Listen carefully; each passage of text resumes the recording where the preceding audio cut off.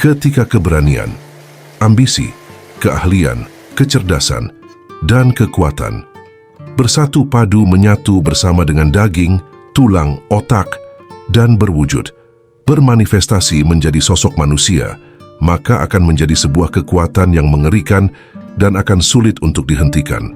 Entah dia seorang perempuan ataupun laki-laki, kehadirannya, tindakannya, akan selalu meninggalkan catatan yang pasti akan selalu diingat oleh semua orang.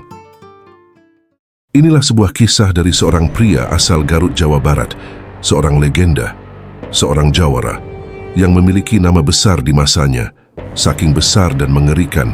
Ketika namanya disebutkan, bak sebuah teror akan membuat orang berhenti bernafas sejenak dan lari tunggang langgang.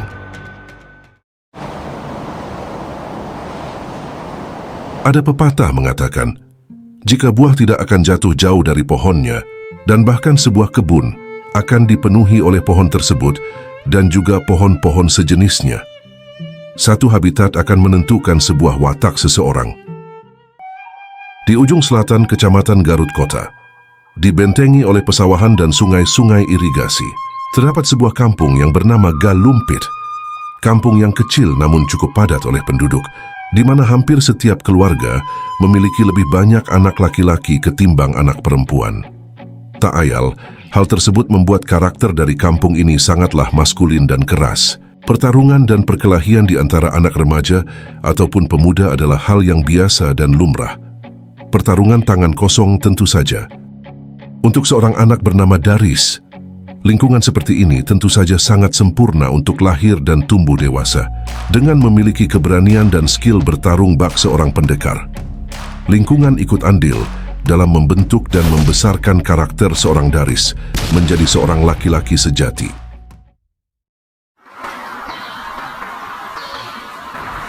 Kisahnya dimulai di Terminal Guntur, terminal kebanggaan kota dan warga Garut, sebuah terminal yang dulu sangat ramah kepada para pelancong, namun akan membuat gerah bagi para pengacau atau preman dari luar. Terminal Guntur terbagi menjadi dua area, di mana area utama adalah untuk armada bis, baik antar kota maupun antar provinsi. Di sisi selatan ada area untuk armada mikrobis atau ELF, dan juga terminal ini dilalui oleh hampir semua angkot yang beroperasi di kota Garut. Ditambah lagi, di sisi barat ada pusat pasar tradisional terbesar di kota Garut, yaitu Pasar Guntur. Ketika itu, pasar ini terbagi menjadi 9 blok. Belum lagi, ada banyak pedagang kaki lima yang mengasongkan dagangannya sepanjang jalur pasar. Di ketiga area ini, jelas ada perputaran uang yang sangat-sangat besar. Daris, yang kala itu baru tumbuh dewasa, bersama dengan beberapa temannya mencoba mengadu nasib dengan menjadi pedagang asongan di terminal bis. Bis demi bis dia masuki dan coba menawarkan dagangannya ke para penumpang. Di terminal ini, dari dulu bahkan mungkin sampai sekarang, tidak dikenal adanya penguasa utama atau penguasa tunggal. Di sini, setiap PO bis memiliki pengurus atau penanggung jawab sendiri-sendiri. Kang Adi Rawing, seorang lelaki parubaya yang sudah belasan tahun bertarung dengan kerasnya terminal Guntur, dari yang asalnya bukan apa-apa dan bukan siapa-siapa. Sampai dengan saat ini dia adalah pemilik kontrol atas bis Duta Pasundan, bis jurusan Garut Bandung. Posisinya sekarang dia dapatkan bukannya dengan tanpa perjuangan. Dia pernah menjatuhkan seorang jawara yang jauh lebih senior. Konon mereka bertarung dari maghrib sampai tengah malam. Pertarungan itu pun dimenangkan oleh Adi Rawing.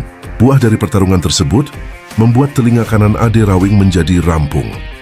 Karena pertarungan itulah Ade mendapat titel Rawing atau telinga yang rampung. Berawal dari masalah sepele, hutang piutang kecil dan tidak seberapa, Daris yang seorang pedagang asongan mencoba menagih uang rokok yang belum dibayar oleh Ade Rawing. Entah saat itu Ade lagi mabuk atau tidak diketahui apa alasannya. Ade Rawing yang seorang jawara terminal tentu saja tidak mau membayar karena dia tidak merasa memiliki hutang kepada Daris. Pertengkaran pun terjadi. Daris dengan jiwa mudanya kukuh dengan pendiriannya bahwa Rawing pernah berhutang padanya. Di sisi lain, Merasa memiliki level yang lebih tinggi, Ade Rawing membentak dan mengancam Daris untuk segera pergi atau dia tidak akan selamat. Ciut, takut, atau lari dari ancaman bukanlah seorang Daris. Insting dan nalurinya sebagai seorang petarung dengan terpaksa akhirnya keluar. Refleks. Daris melayangkan pukulan tepat ke rahang dari Ade Rawing. Satu pukulan yang akan merubah dan membawa sejarah terminal Garut ke arah yang kelam dan mencekam. Ade Rawing jatuh terkapar hanya dengan satu butir pukulan dan koma hampir selama 1 bulan lamanya. Sontak, kabar tersebut menyebar ke seluruh kawasan terminal Guntur, termasuk pasar. Hal ini membuat geng dari Ade Rawing bertindak keras. Tidak kurang dari 50 orang pasukan Ade Rawing memburu Daris dan semua pedagang asongan di terminal. Sadar karena adanya perbedaan kasta, sebagian besar pedagang asong lebih memilih kabur atau tidak ikut campur dalam masalah tersebut. Namun tidak dengan Daris dan kawan-kawan dari kampungnya. Mereka merespon penyerbuan itu dengan keberanian yang secara alami sudah include di dalam darah mereka. Di tepian sungai Cimanuk, sebelah timur terminal Guntur, Daris yang hanya bersama 4 orang kawannya bertarung melawan 50 orang anak buah Ade Rawing. Pertarungan tidak seimbang tersebut secara ajaib dimenangkan Daris dan kawan-kawannya yang secara tidak langsung telah meruntuhkan bendera Ade Rawing dan membuat seorang Daris mengangkat tropi menjadi pemegang absolut dari PO BIS Duta Pasundan.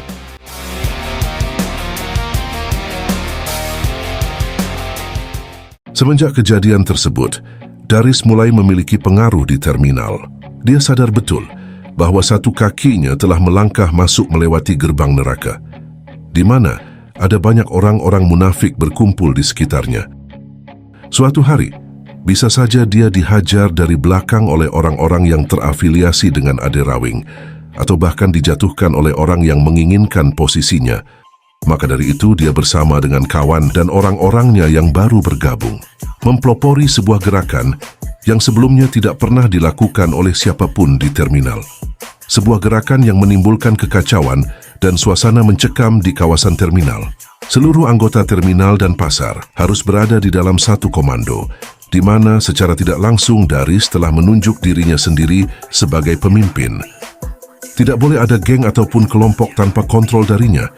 Dalihnya tidak lain dan tidak bukan, demi menjaga kekompakan dan persaudaraan orang Garut. Tentu saja gerakan tersebut bukan tanpa perlawanan.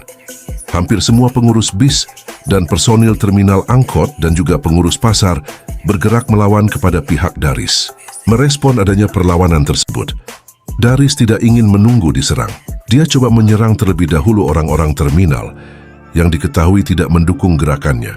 Berbekal informasi dari orang-orangnya, satu persatu pihak yang diketahui mencoba untuk melawannya didatangi ke rumahnya masing-masing dan dihajar satu persatu.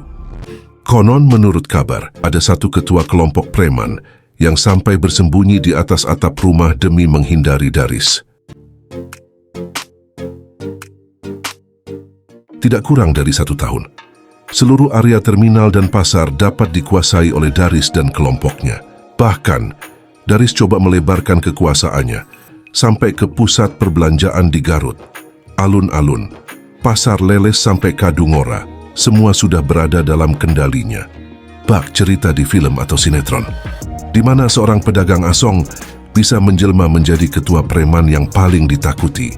Mungkin saja cerita ini yang sudah mengilhami serial preman pensiun, di mana ada sosok Kang Bahar sebagai tokoh utamanya.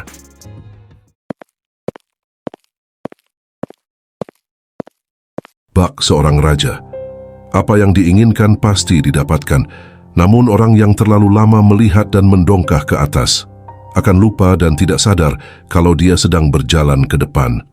Daris terus melebarkan sayap kekuasaannya menuju kota kembang, Bandung, di mana Bandung jauh lebih majemuk, jauh lebih kompleks, dan tentu saja jauh memiliki tingkat kesulitan dan lawan yang berbeda dengan Garut.